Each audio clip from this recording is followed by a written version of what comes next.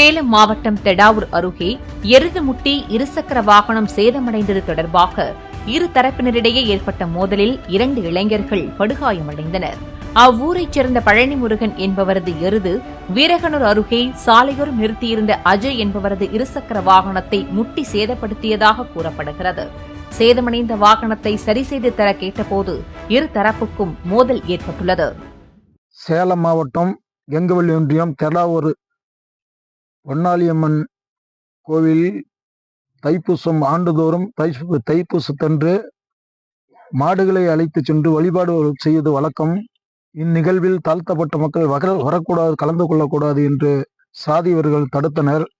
சேர்ந்த அருண் உள்ளிட்ட 50க்கும் மேற்பட்ட சாதி வெறியர்கள் நடத்திய தாக்குதலில்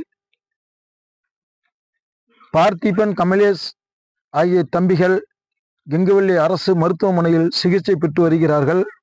அவர்களிடம் வாக்குமூலம் பெற்று காவல்துறை வன்கொடுமை தடுப்பு சட்டத்தின் கீழ் வழக்கு பதிவு செய்து இன்று இரவுக்குள் அவர்களை கைது செய்வதாக உறுதியளித்திருக்கிறார்கள். பிளே ஸ்டோர் மற்றும் ஆப் ஸ்டோரில் இருந்து பாலிமர் செயலியை QR கோடு மூலம் பதிவிறக்கம் செய்யுங்கள். செய்திகளை உடனுக்குடன் பெறுங்கள்.